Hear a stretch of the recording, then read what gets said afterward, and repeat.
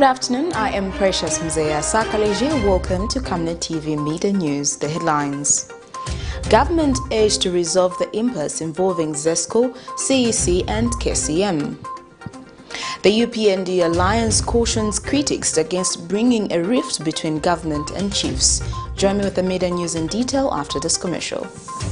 Team, the trajectory of the business looks very positive, and it looks like we'll be able to launch the ministry. There's so much data. Mom? Yes, baby? It says here, global warming and climate change is caused by the pollution from careless activities of human beings. Wow! Son, do you know I can turn my phone into a TV remote? How's that possible? It's so easy. Check this out. Be smart, be fast with mega data from Zamtel. Get your 15 GB mobile data for only 100 kwacha, 30 GB mobile data for only 200 kwacha, and your 70 GB LTE data bundle with free Netflix, YouTube, Facebook, and WhatsApp. Visit our Facebook page, website, or service centers countrywide for more information. Zamtel, your digital lifestyle partner. And now the media news in detail. The Green Party of Zambia has called on the Zambian government to immaculately address issues involving power utility firms ZESCO, Copperbelt Energy Corporation, CEC and Konkola Copper Mines. This comment follows a surprising turn of events where ZESCO Limited wants to restrict power to Konkola Copper Mines and has written to the Copperbelt Energy Corporation to do that on its behalf.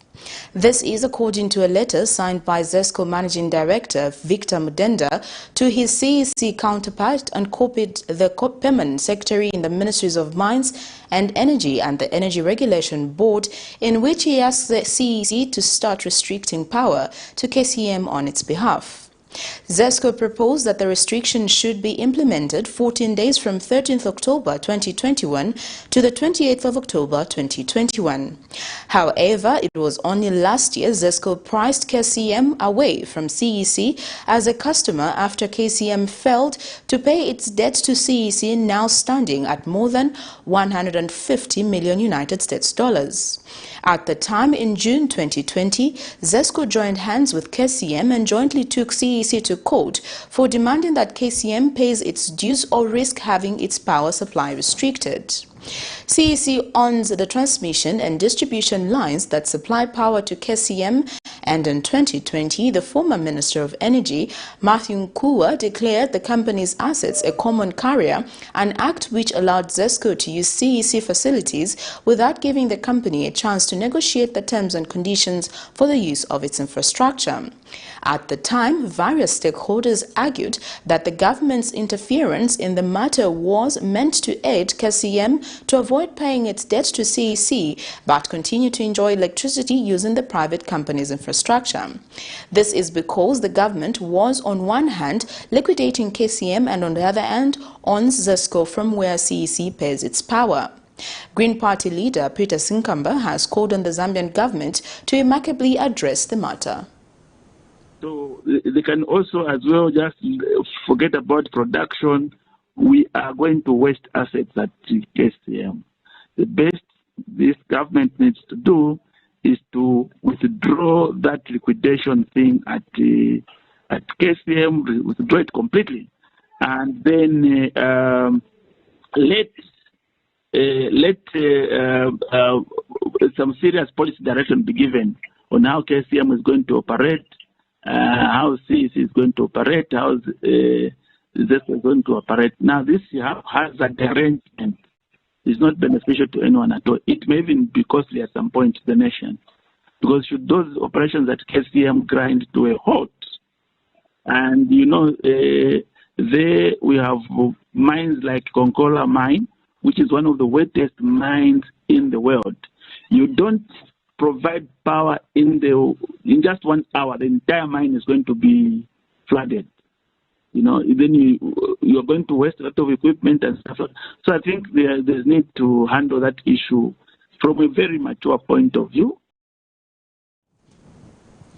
Tipper truck mysteriously caught fire Sunday morning in Lusaka's 15 miles area, where the driver of the said truck went to a nearby market to have breakfast. The truck driver, only identified as Given, told Camnet TV that he suspects that the fire must have been caused by the truck's engine.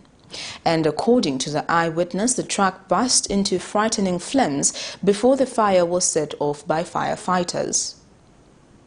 Flames rose high off a tipper truck in Lusaka's 15 miles area Sunday morning while the vehicle was parked at a nearby market in the area. According to eyewitnesses who were present at the scene, the tipper truck mysteriously caught fire. They state they noticed smoke in the cabin followed by flames. The incident is said to have occurred between 8:30 to 9 hours on the 31st of October 2021. Yes, Zambia has enough money from the budget which we are having. It's very enough. But what we are crying for is decentralization. Imagine if we had a fire brigade at Chisamba. These people could have come earlier on, even 10 minutes or 5 minutes. But the system, because the system is too much centralized, no wonder people came very late. So what we are crying for is decentralization of the system.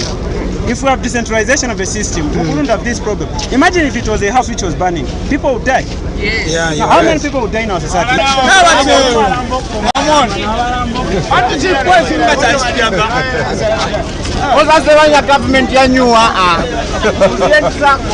But the driver, identified as Given, says the truck engine has a fault, hence suspect that might be the cause.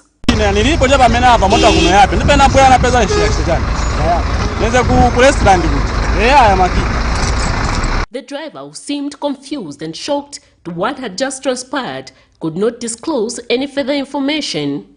Firefighters extinguished the fire, but not before the truck cab was destroyed. There was no report of injuries.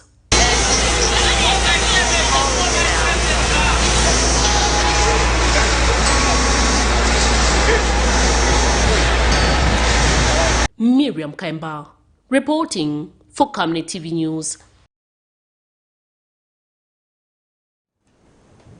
In other news, Republican Progressive Party leader Leslie Chikose has cautioned politicians who want to bring a rift between government and chiefs to focus on issues of national interest.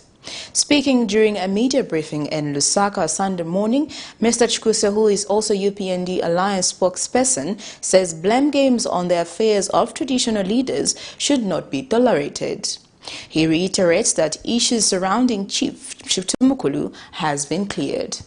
And that is why there is always a call that they should never involve themselves with parties and politics, because they are a government. They belong to the UPND and Alliance government. So I'm shocked that these petty politicians who find refuge or relevance by fighting to be assorted for them to be called politicians can want to trivialize the importance of chiefs and begin to state that when President Hakainde went into this area, he did not greet Chief So and Chief So and Chief So.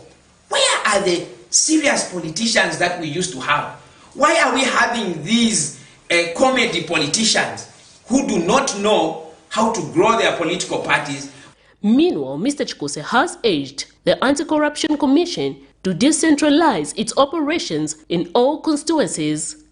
Decentralization of the Anti-Corruption Commission immediately becomes very important, because without that, there is a likelihood that our friends from the Patriotic Front might sabotage this good idea and policies and decide to enrich themselves and engage in corruption and buy themselves brand new suits, brand new vehicles at the expense of development.